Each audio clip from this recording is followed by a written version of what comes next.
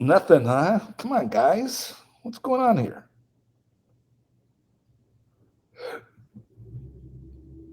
Okay. All right. So, what do we talk about then? If you don't have any questions, somebody want to engage?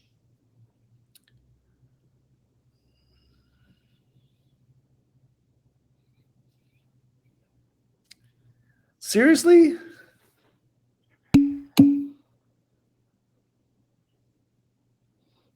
Okay, Christina. That's pretty funny.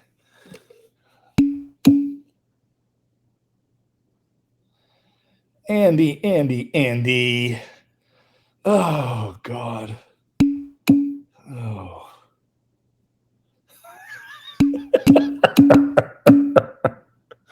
Oh, that's funny. That's funny, Andy. In order, right? How about if I just email everybody a copy of the test? How's that sound?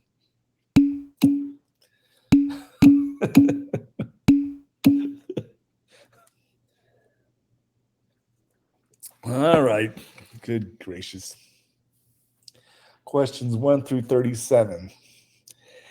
Oh, you guys are killing me. All right. Yes, Andrea.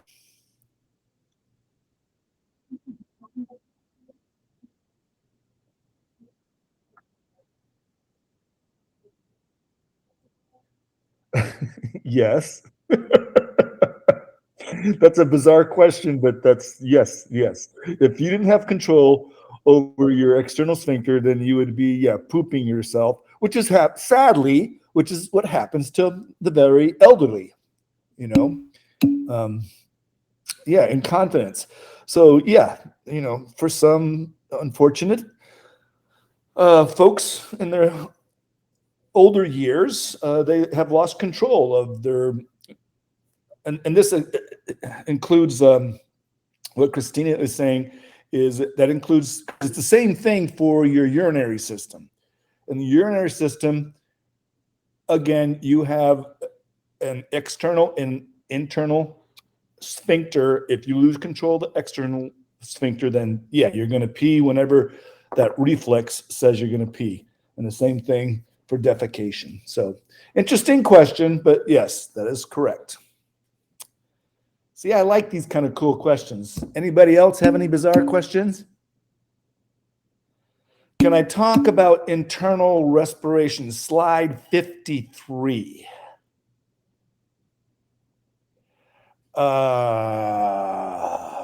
Slide 53. You guys realize I don't have them memorized, right? Okay, let me look and see what you're talking about here. Dun, dun, dun, dun, dun, Bum, bum, bum. Hang on a second.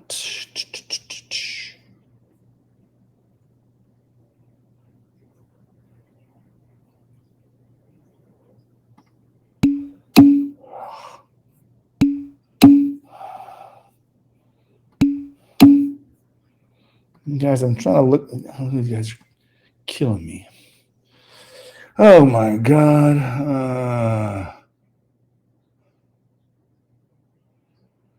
Okay. All right. Here we go. Everybody pay attention. And I'm not recording this because why?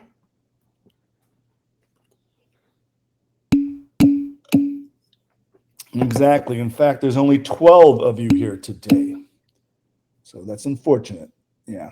So take good notes. You guys are all tech savvy, and you can screenshot everything too. All right. So here we go.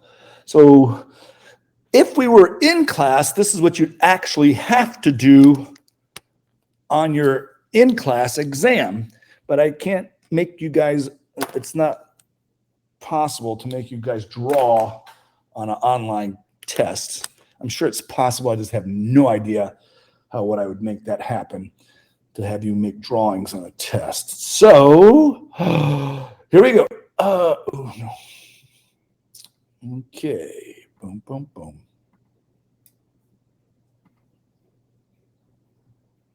All right. Everybody see the quote whiteboard?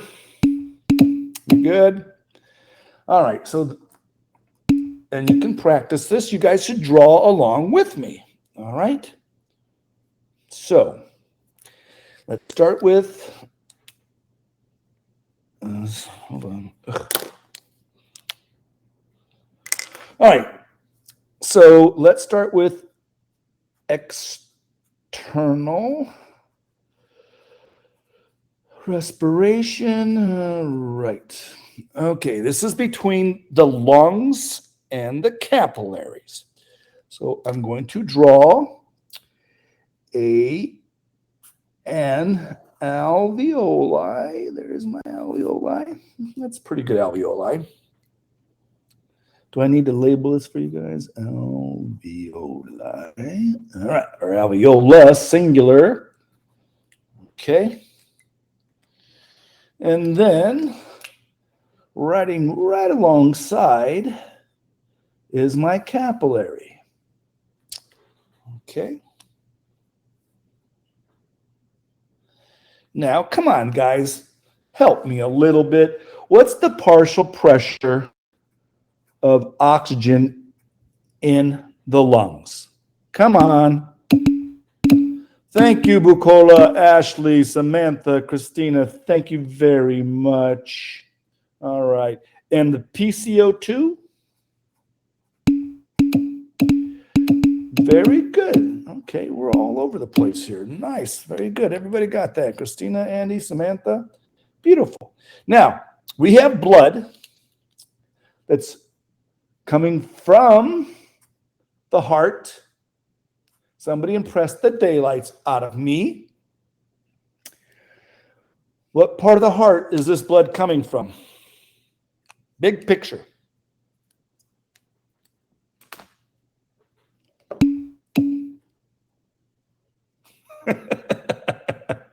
Good question. Come on, guys. This is what I'm talking about.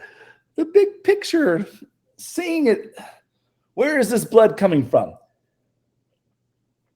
That's entering the lungs. You know this. You just don't know that you know this.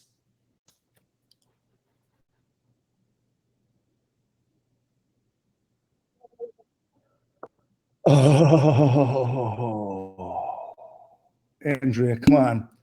You're better than that. All right. Remember, we're going to the lungs, so it's got to be an artery.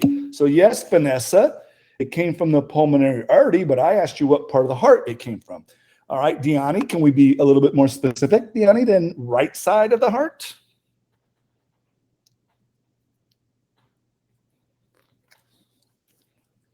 Just a little more specific. Oh, for crying out loud. Come on, Christina. All right, right ventricle, right ventricle. It goes from the right atrium to the right ventricle. The right ventricle contracts, goes out the pulmonary chunk to the pulmonary arteries to the lungs. I want you guys to remember all this stuff when you get into your programs. So this blood is technically has already gone through your circulatory system. It's unloaded the oxygen. Andy, how much oxygen was unloaded? What percent of oxygen was unloaded? Okay, you're not Andy, but that works. Thank you for Christine and Bukola. About 23%. 20 to 25. That's okay. That's okay. That's cool. All right. So it's coming back to the lungs. It's unloaded 20 to 25% of the oxygen. And now the partial pressure is what here? I should have made my capillary larger. 40. Very good. Very good. Okay. I'd like everybody to respond. I really would. There are some of you I've never heard from. I hear from Andy and Tolani and Christina and Diani and Ashley and Christine. And yeah, there's at least half of this class that has never chimed in. And I really, honestly, think participating actually helps your knowledge of this. Okay, and my PCO2 is, all right. Okay, you guys are all over this stuff. I feel good. I feel good about this next test. All right, so again, our simple little thing is we go from high pressure to low pressure, just like diffusion. So what you're going to do is you're going to tell me that oxygen is going to go from 100 to 40. What's my delta P? What's the delta P? 60, yeah, that's simple math. So oxygen is going to go in. Beautiful, beautiful, beautiful. All right. And of course, my delta P for CO2 is only what? 6, but what CO2 got going for it?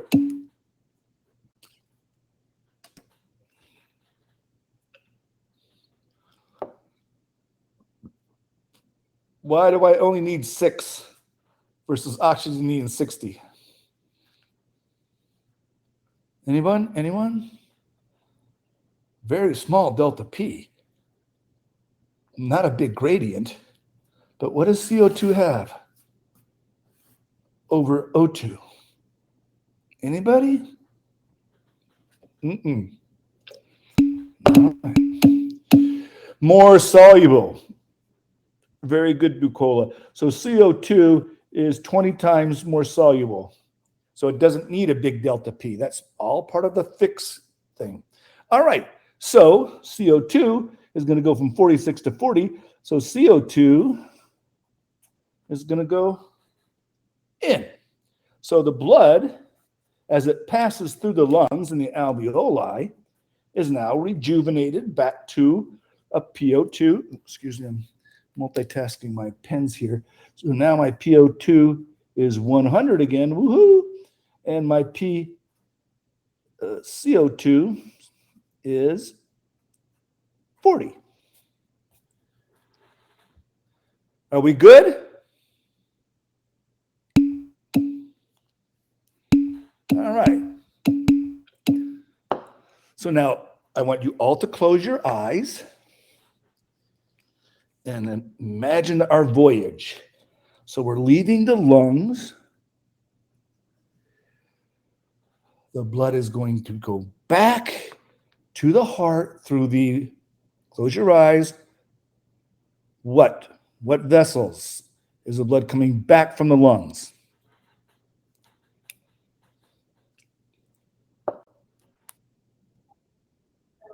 The pulmonary veins. Very good. Very good. Hold on, let me.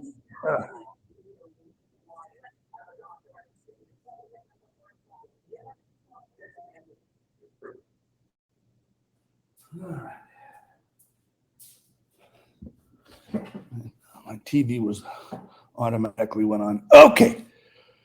All right. Very good. So Andrea said the pulmonary veins. Christine, an easy one for you. Those pulmonary veins enter into the what?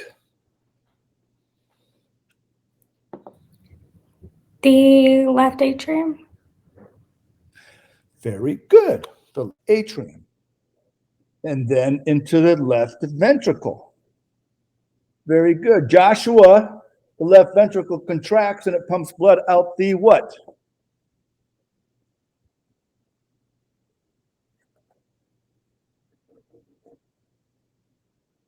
Come on, Joshua.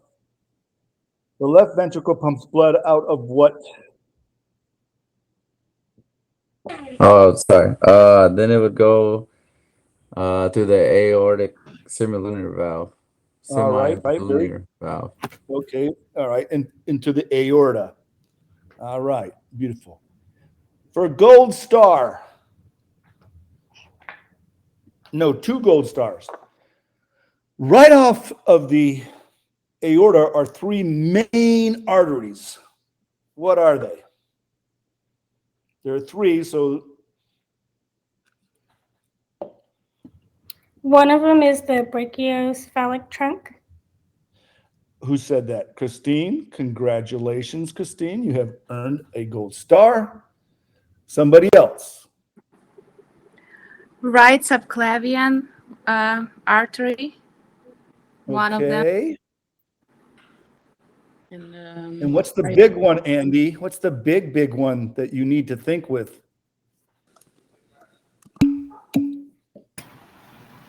Is it the left common carotid artery? Outstanding. Outstanding. Mm. Good. All right. Okay. All right. So, and then we go and we hit arteries and arterioles. I just want you guys to recall all this stuff in your futures. I really, really do. All right. So now I'm at the tissue and we're going to draw a cell. I don't care what kind of cell it is. It doesn't really matter. We'll put a nucleus in there so we all know it's a cell. All right. Beautiful.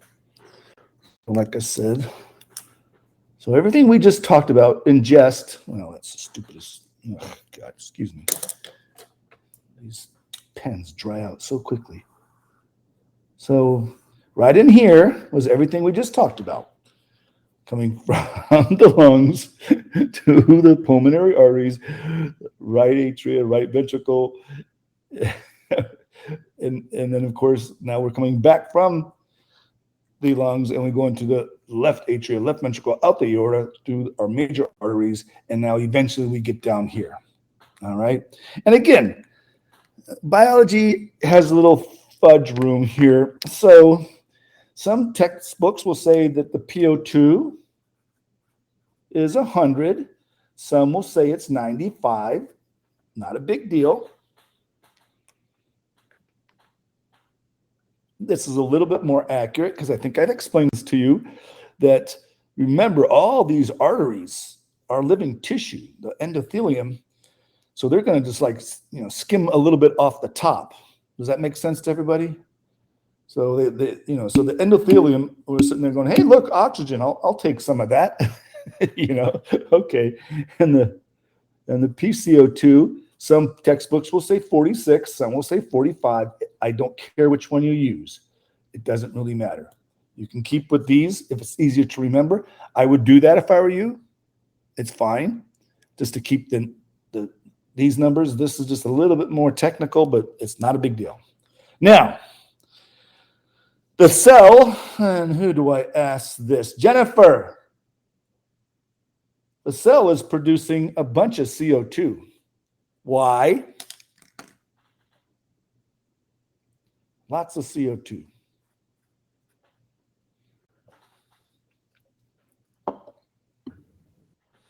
Two words I'm looking for at the minimum.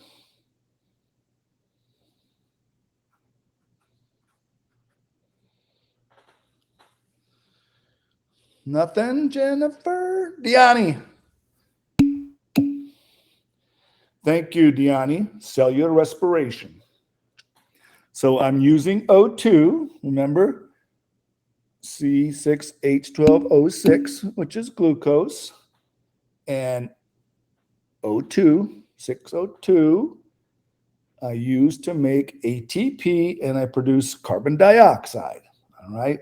So I used the O2 that was in the cell and I made CO2 from cellular respiration. So these levels are going to be higher. So the POCO2 is going to be 46 and the PO2 is going to be 40 because I used that 100 that I had in there. All right. So again, we're just reversing everything. It's really, really simple. So I go from, I should have made that up. So now I'm going to cross my arrows, which is always bad in science.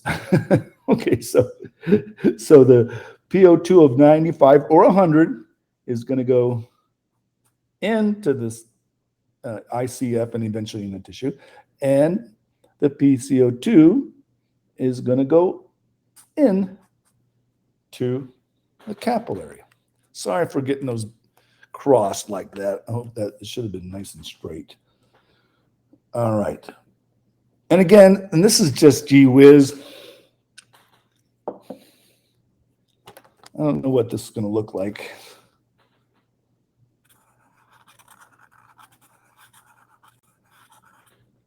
Oh, yeah. Okay, it's yellow. It's yellow. That's cool. And then I'll draw one more. And that's going to be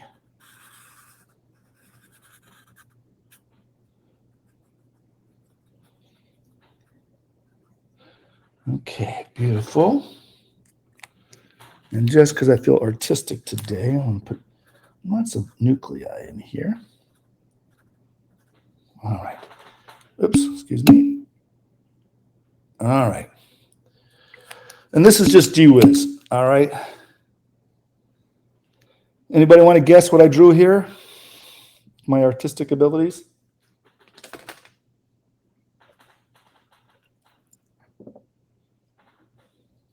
It's a cell. I don't know if I do this. And then I do this. Come on. What did I just draw here?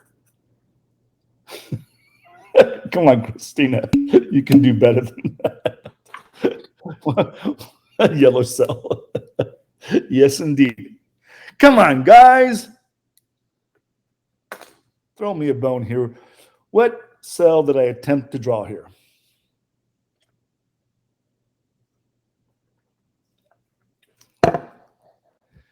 What do you know that's yellow in your body? Okay, thank you, Natalia. That was supposed to be my rendition of a fat cell, folks. Come on, a lipocyte here. All right. How about this one? What is this? This one down here. A muscle cell. All right. So where I'm trying to go with this, and it's just for fun and games here, is your lipocytes have very low metabolism because they don't do anything. Their only job is to store fat. So they're not producing a whole lot of CO2. All right. Very little. Obviously, your skeletal muscles need a lot of ATP to move and whatnot. So they're producing a lot of CO2 through cellular respiration. So the average is 46. But in reality, this is the average for all the CO2 in your cells. But this would probably have a CO2 level of maybe 20 millimeters of mercury. And this would probably have somewhere like 65 or 70 millimeters of, again, CO2. All right. So the average is 46. And of course, if you're exercising, that would even go up higher.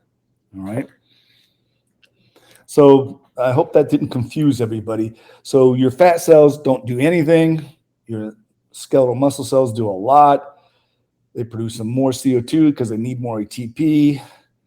But the average collective for all your cells is 46. And in the blood, it's going to be lower. And so it's going to push it over. Oh my God, did I just screw this up here? Should have been 40. I blew that. I hope I didn't mess everybody up. Okay. All right, take a snapshot of that. And again, I apologize for crisscrossing the arrows, but you know what I'm trying to say. What does it say at the very bottom? I'm sorry, I can't read it. It's not important. It's just, like I said, this PCO2 of 46 is the average of all your cells. And so the fat's 20 millimeters because they're not really doing anything. And this is 65 because the skeletal muscles are doing something. So if you put the 65 and the 20, it averages to 46. And of course, you got other cells in there, you know, lots of other cells. But collectively, they come to 46. But every type of cell has a different level of CO2 production depending on how active they are. And for a gold star, which cell is the most metabolically active on any given time? If you're just nice and chill.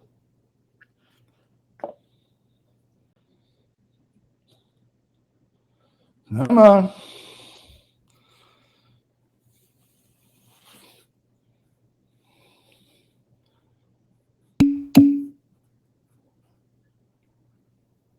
Stop it, Katie. You're going to mess their heads up. What did I just draw? Oh, seriously? No, a dendritic cell is the phagocyte. You guys are killing me. Thank you, Natalia. Yeah, that's my rendition of a neuron.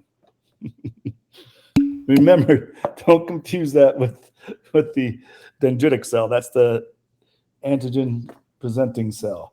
Okay, I hope that answered your questions on external and internal. External up there, internal. Did everybody take a snapshot of that and we're good? And indeed, those are at least 10 points on your next exam. All right. What else? I'm kind of proud of this illustration, other than my crossing of the arrows, which you're never supposed to do, but no questions on that? I have a question about the hemoglobin saturation curve. Okay. Okay, so let me know if I don't understand this right. But so you were saying that at 100, it's 98%, and then at 40, it's 75% saturated. Yes, correct? that sounds And then great. there's the red arrow in between that that's only 90% saturated. No, I think it's at 70%. Oh yeah, 70%. Yeah. I was just gonna ask like what that red arrow is representing. Okay, first of all, I inserted that red arrow in there. It wasn't part of the original slide. Okay, and let me go to that real quick. The whole point of me putting that in there, okay, hold on, let's go to our slides. And maybe somebody can recall this. It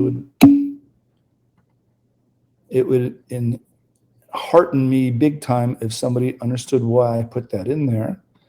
So boom, there we go.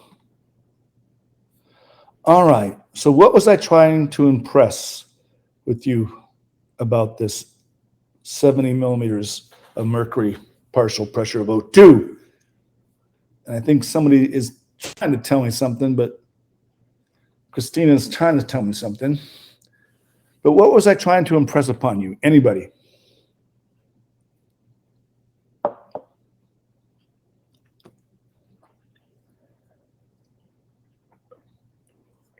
Nobody.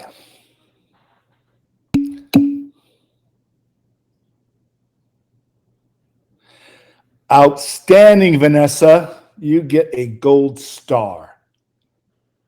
Everybody see what Vanessa wrote? Okay.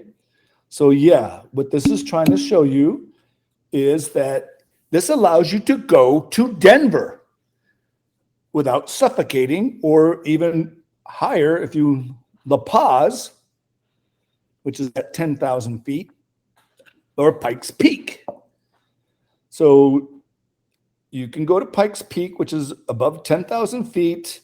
So your partial pressure is going to be way lower. It's going to be around 70, but you're still above 90%, and you should still function unless you do what? What did I say? Smoke.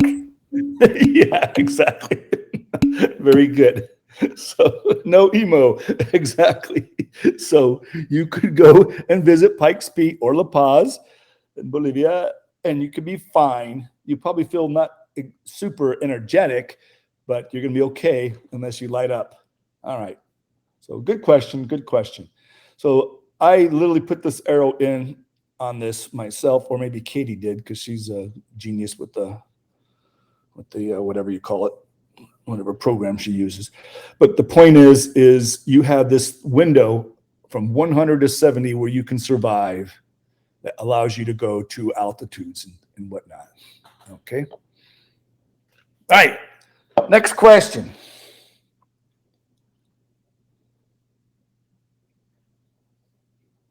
Question. I had questions on the transport and exchange of CO2. The chloride shift. I think it's on slide. Nope. See, What? Andy? No. Andy, you weren't in class. Class, what did I say about the chloride shift? Ignore the chloride shift. Very good, Christine. Don't worry about that, Andy. The chloride, I'll give you an answer, but you don't need to know it. All right. The chloride shift is because you're dumping a negative ion, the bicarbonate, which is negative. You bring in the chloride to equalize the electrochemical balance because chloride's negative. So you're just swapping one negative for another negative. Do I care? No. Should you care? No. Okay. Okay. Did you you made that decision last class? Yeah. Okay, because I have it noted as a big test question. So I just want to make sure. From our first the first time we went over it. No, no. Chloride. Okay. I don't care. All right. And since I'm on a roll here, boom, we'll do this together. Okay, let's do this. All right. So I'm going to the camera again. And we're going to work this together on what you need to know. So this is one of your big test questions. How do I transport CO2? Stupid. Yeah. Transport of CO2 from the tissues to the lungs. So let's all work together on this. Shall we? So what are the three ways? 1, 2, and this is how your test answer should look. What's one way?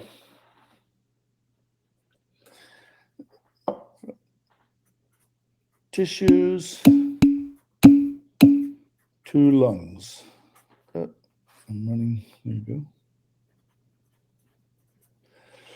I'll show you the first one, and guys are, all right, dissolved in plasma. Excellent. All right, so dissolved in plasma. And Christina did a great job. So somebody feed this on. Nada, what percent? What percent is CO2 dissolved in plasma? All right, Joshua, I didn't know you go by Nita as well. All right, that's fine. So 7 to 10%. So that's what you'd put on your test. Okay. Yes, Samantha, you're right. Teamwork. as long as everybody's participating. All right, what's the another way? All right, very good. Okay, Christina, you need to take a time out and let other people play. I'm just kidding with you. So yeah, hemoglobin. All right. So yes, Andy, it binds to hemoglobin. What percent? 22. Just give me another number. Remember we said our average is 23, so this would be probably a good what? 25. All right. And again, that goes back to our Boyle's and Haldane's law that says however much oxygen I unload is how much CO2 I can pick up. So, all right, so we're almost done with this question. And then the last is, Samantha just couldn't wait, and so she's right, bicarbonate. And that's, Andrea chimes in with 70%. Beautiful. That's a test question. I just gave you a freaking test question. Part 2 of this is giving me the reaction to make this bicarbonate. Remember what bicarbonate is? HCO3. It's negative. So the last part of this question is what? What's the reaction? CO2 plus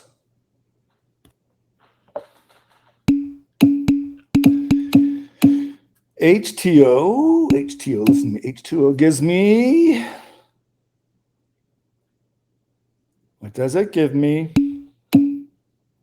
Carbonic acid, which is very good, H2CO3. Outstanding, carbonic acid.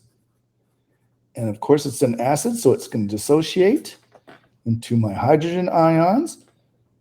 What are we going to do with these, folks? We can't let them roam around.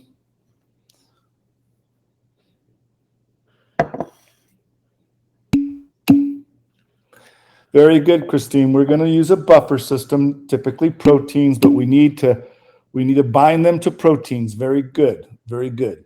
All right. Just long enough to get them to the lungs.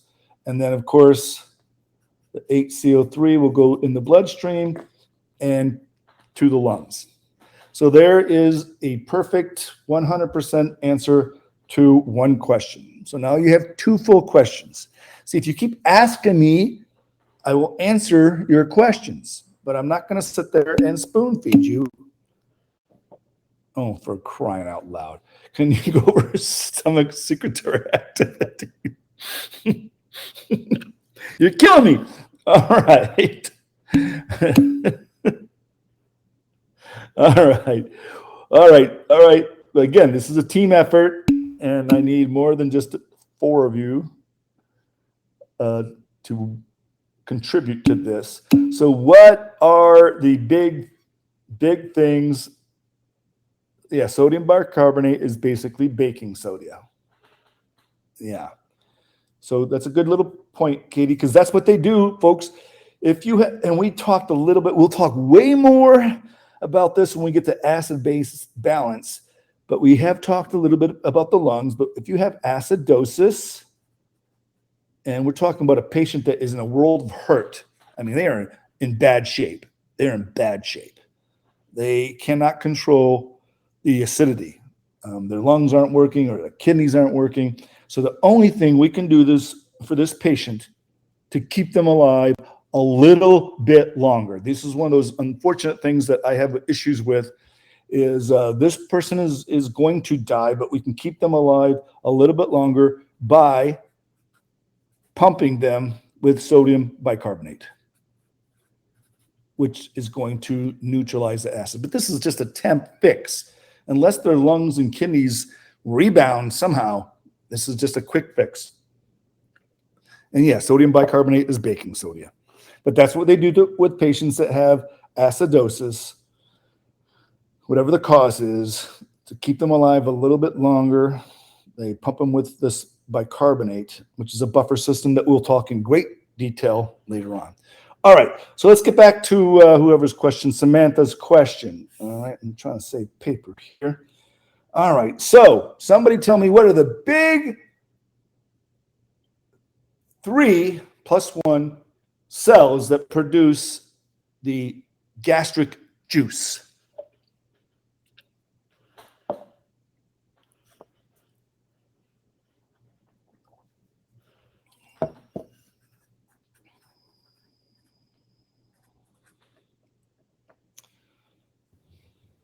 Is it the goblet cells? Nope.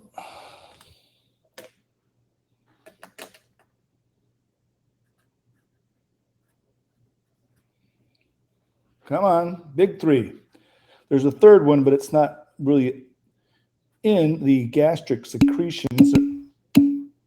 Oh, no, no, no, no, no, no, no. No, no, no. Come on, folks. Those are produced by the small intestine. We're at the stomach. The small intestine produces CCK and secretin. We're talking about the stomach, gastric juices. This is, again, another question on your test. I need 3 cells. I can tell by the, okay, all right, bucola, mucus cells. that produce mucus. Notice there's a different spelling here. Actually, I got them freaking backwards. I'm losing my mind myself. All right. All right. So mucus cells produce mucus. All right. And that's simply because mucus is a noun and mucus with a U is the adjective. All right. Okay. So next cell is, let's see, you guys are, all right. Great, great, great. All right. So parietal. We'll go with parietal. Parietal cell. And what is it producing?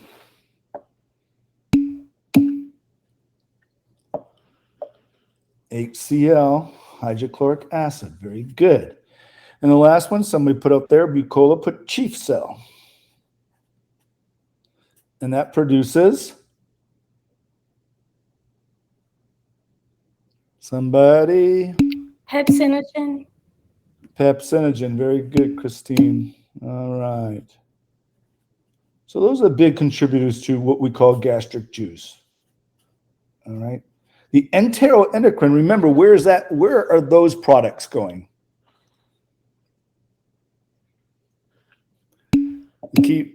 Okay, in the blood. So they're not going into the stomach. All right.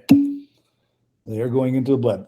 There go the name enteroendocrine cells. So that's your gastric juice in a nutshell. All right. Wonderful. There, okay, so now we got 3. I guess we're going to go through 1 through 37 like Andy wanted, as long as you keep asking. Next question.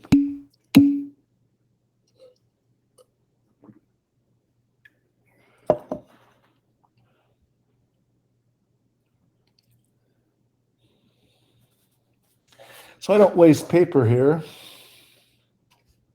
Hold on. Oh, I never drew it. Huh. Okay, fine. But I'm on a roll here. I'm going to try to do this as quickly as possible. And there's my beautiful, that's my best business on my, what am I drawing? Quickly, somebody. It looks like a sigmoid. It's like sigmoid shape. Yeah, here's my blood pressure right here. Okay, yes, it's a graph, and we have a sigmoid. But come on, guys, what are we talking about here? What am I drawing? There's no shift yet, Natalie. You're getting ahead of me here. All right, what is this? No one recognizes. We just talked about it 2 seconds ago. Hemoglobin saturation. Hemoglobin saturation curve. Very good. All right, so this would be 100.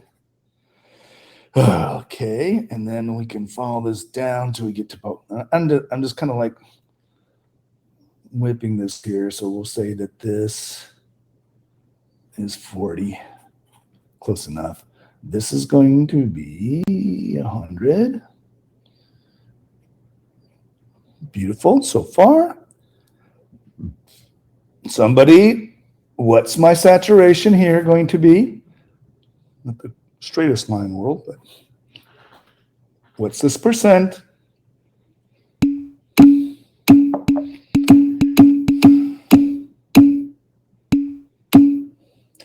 Okay, Nada and Christina and Deanna, you lose a gold star. Can you get to 100%, people? Exactly. So this is 98%. Never forget that. All right. Okay, that's fine. And now at 40, somebody tell me what this is going to be. On average, we're exercising here. All right, excellent. Between 70 and 75%. Very good. All right. 75%. But again, it could be 70, 75, 73. Depends on how much we unloaded. Beautiful. I'm trying to teach you guys how to read a curve. All right. Now, here's your test question. What happens if my PCO2 is 80 millimeters of mercury? What's my graph going to do? Now you can, whoever said that way back. Now, Natalia, you can tell me what's going to happen.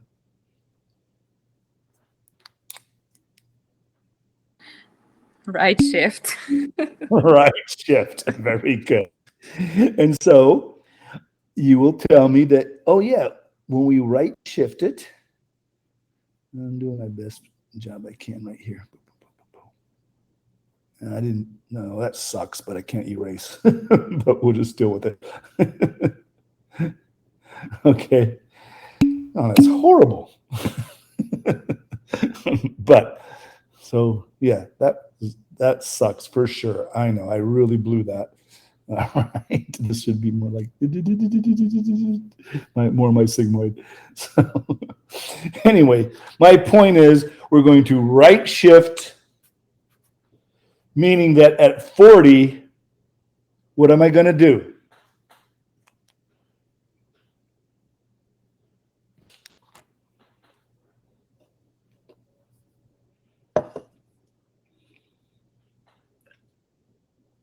No. Okay, what do we mean by that, Joshua? What do you mean by lower saturation? What are we going to do? We're going to do what? Okay, less bound oxygen.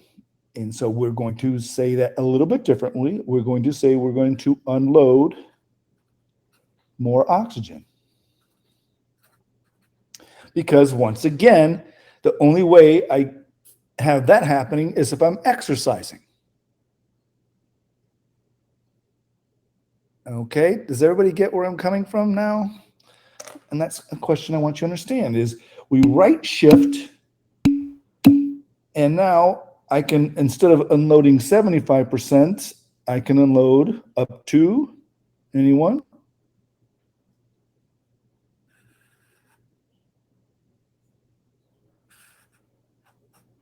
Disregard this stupid line right here, this one here. I can load up to what?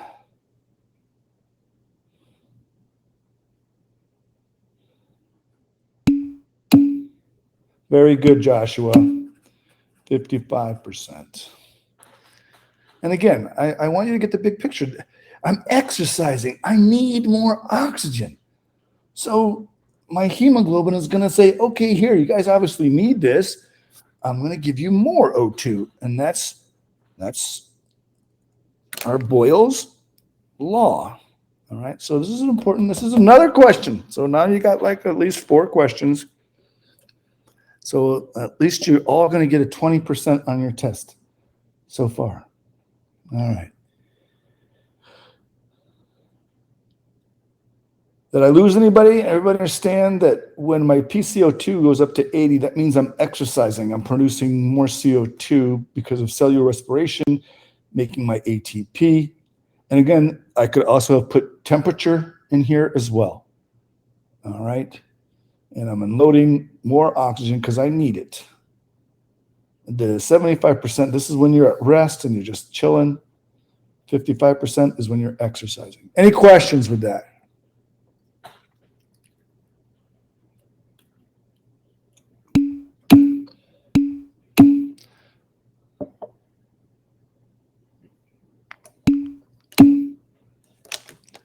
No, Katie, you may have jumped in a little bit late, but I explained to them that at 70 is when you're at altitude and all those other things. I don't know when you showed up in here, but yeah, we already went through that part of it. Okay. Yeah, at 70, you're still, yeah, but they've already heard my speech on that. So yeah, so if you're at 70, you're still above 90%. And you can function. Unless you do what? Everybody tell Katie, what don't you do? What don't you do? What is it? Okay. be an emo and smoke. Very good, Christina. Oh God, I feel that years from now you will remember Professor Fofi from just the emo and smoking. All right, next. And now I guess we're in the morbid hour, right there, Andy? I was waiting. So yeah, so you missed that, I think, but yeah, real quick, I went to Pikes Peak, which is above 10,000 feet, 11,000 feet, on a trolley. I get up there, and two emos or whatever, what you call them now, goths, emos, you know, those pasty faced people that are dressed in all black, whatever, dark. And as soon as they got off, they went over to the little station there, and they lit up cigarettes. And within a minute or two, both of them passed out.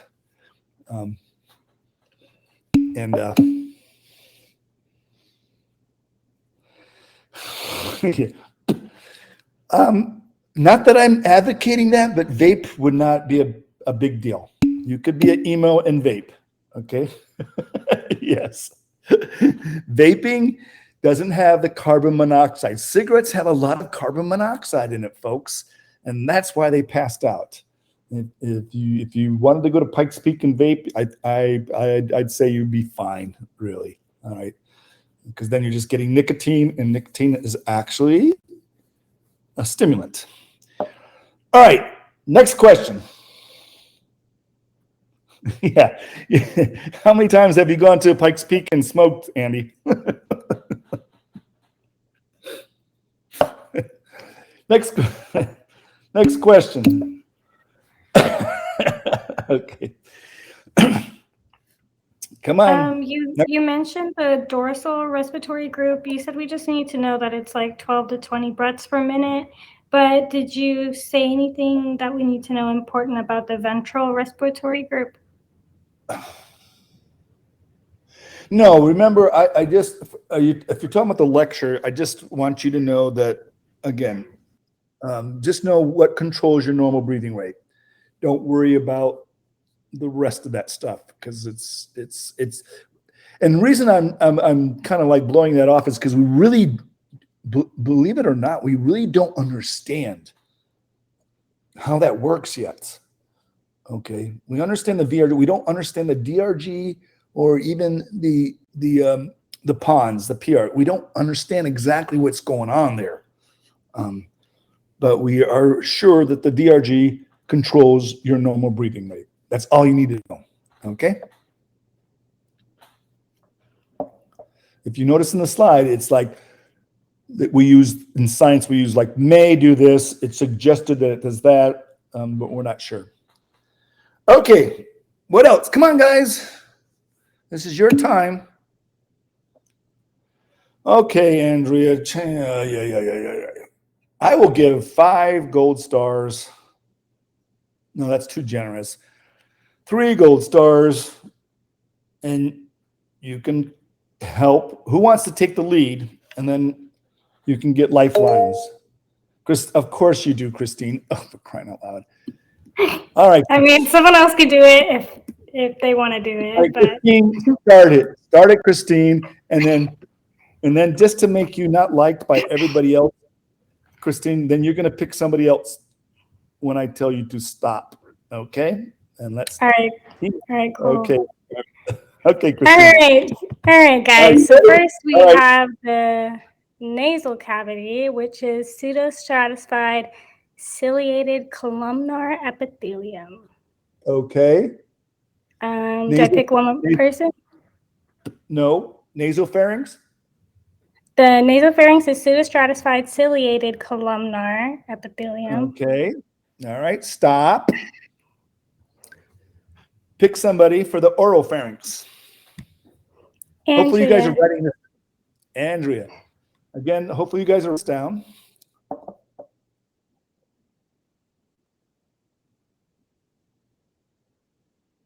Okay. Very good. Very good. And remember, it's because now we're sharing with the digestive system. So food is going to be scraping those cells off. Very good. Okay. All right, Andrea. And then the laryngopharynx. 'Pharynx.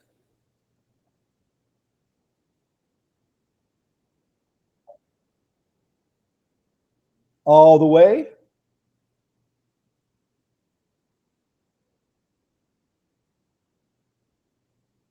Okay.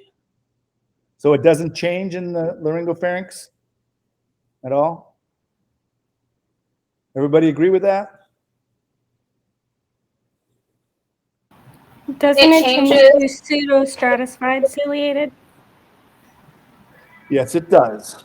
So the laryngopharynx, once the digestive system is no longer part of it, it goes back to our ciliated pseudostratified columnar. Okay, now we're in the trachea. Andy, do you have a question?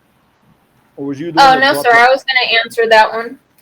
Okay, well then answer the trachea then.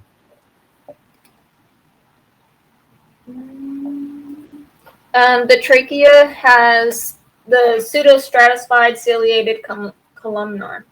Okay, all right, Andy, pick somebody else to tell me what happens in the bronchi. Or bronchus. Joshua. Joshua. I'm here. All right. Let's see. With that one and the bronchi, it caught me off guard. I was just writing down that inferior portion. Sorry. Okay. No, I have it though. And that one, it changes to simple cuboidal epithelium. No, No. or simple columnar epithelium. Simple Sorry. columnar. Very Got it. good. Then All it right. changes again to simple cuboidal epithelium, correct? When the terminal, I think when it branches out, correct? What's the word? Somebody? Terminal bronchioles. Bronchiole. All right, bronchiole. Bronchioles. All right. And then ultimately, very good, Bucola. And ultimately, when we get to the alveoli, Simple squamous. ta-da! All right, there's another one. So now I think you guys have at least 50 points on your tests. So you're doing great. Next question. This is how it's supposed to work, folks. Respiratory volumes. Oh, God. All right. That's a Puron memorization thing, folks. All right. I just get confused. Like I know All right. like what each of the things are. This is where I get really guilty that we're not in class doing this stuff.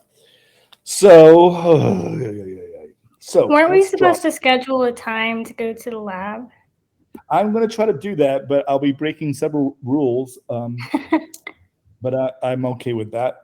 I was department chair for 12 years. So, because actually, I have to do some investigation because I don't know if you guys actually paid the lab fees and whatnot.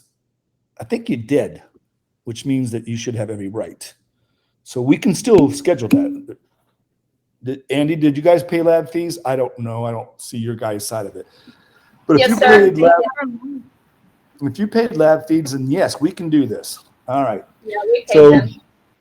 all right. That's all I needed to know. So yeah, we can do that. We can definitely do that. And I can schedule that for next week. All right. It'll be fun. All right. So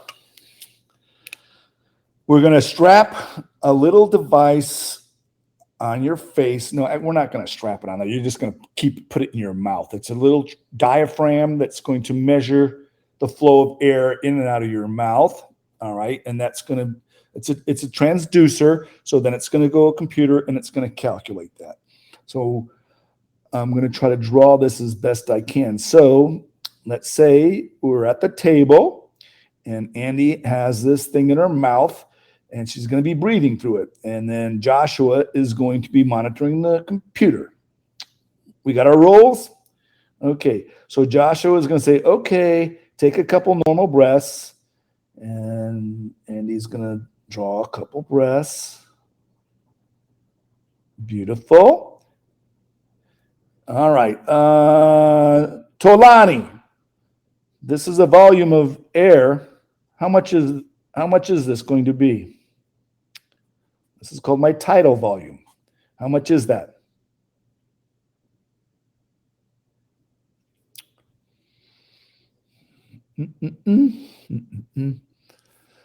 Tolani, you with me? We have some studying to do. Okay, all right. 500 milliliters of air. Beautiful. Okay, and then Joshua is going to say, okay, Andy, take another normal breath and hold it for just a second or two. So it just flattens out because we haven't changed anything. And then Joshua is going to say, Andy, take as much air in as you can, like you're going to blow up your birthday cake, candles, blow up your birthday cake, or that. Right? And she's going to go, beautiful.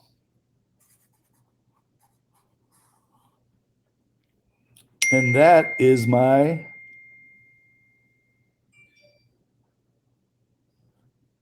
IRV, inspiratory respiratory volume. And what's that going to be? And this has got a huge, oh, look at you guys. All right. And again, this is going to vary big time. So on your test, you got a lot of leeway. All right. Because it really depends on how big your lungs are. But 3,000 is good. Milliliters. Okay.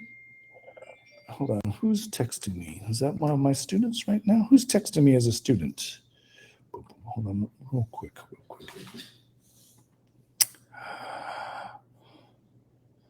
Jennifer's having issue. Can you guys still see everything? Yeah. Okay, because we went way beyond, because I actually thought this was just going to be an hour. I have two students that's yeah. So just refresh, all right? Because like I said, I scheduled this for an hour, but we're way past that. But you still should be able to talk to me, all right? So again, this could be quite a big difference depending on how small your lungs are. All right. So who is having difficulties? Let me look at their multitasking. So Samantha's having some issues, and Jennifer's having some issues. Jennifer, Serena, and Samantha, are you guys with me now?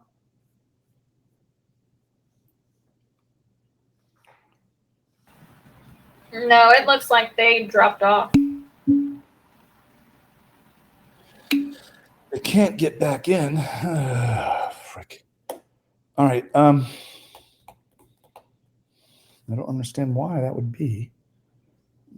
But everybody else is fine, right? So it's got to be their own internet. Shoot. Right. Yeah, okay. All right. Dang it.